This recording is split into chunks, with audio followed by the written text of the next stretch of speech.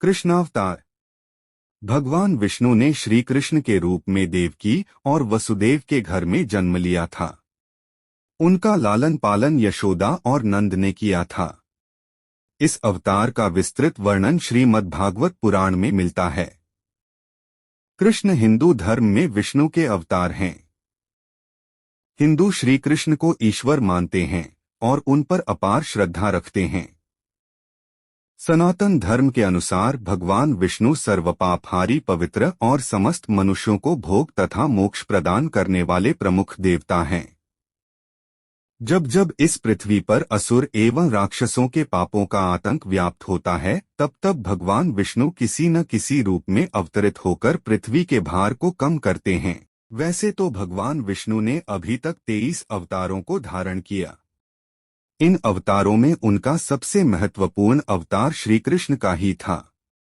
यह अवतार उन्होंने वैवस्वत मनवंतर के 28वें द्वापर में श्री कृष्ण के रूप में देवकी के गर्भ से मथुरा के कारागार में लिया था। वास्तविकता तो यह थी, इस समय चारों ओर पापकृत्य हो रहे थे। धर्म नाम की कोई भी चीज नहीं रह गई थी। आथ धर्म को स्थापित करने के लिए श्री कृष्ण अवतरित हुए थे। श्री कृष्ण में इतने अमित गुण थे कि वे स्वयं उसे नहीं जानते थे, फिर अन्य की तो बात ही क्या है।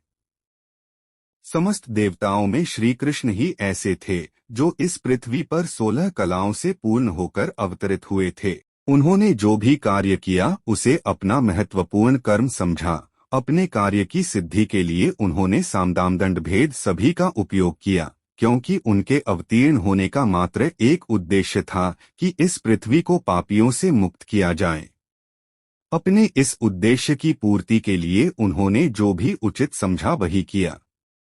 उन्होंने कर्म व्यवस्था को सर्वोपरि माना। कुरुक्षेत्र की रणभूमि में अर्जुन को कर्म ज्ञान देते हुए उन्होंने गीता की रचना की, जो कलिकाल में धर्म में सबसे महत्वपूर्ण ग्रंथ माना जाता है।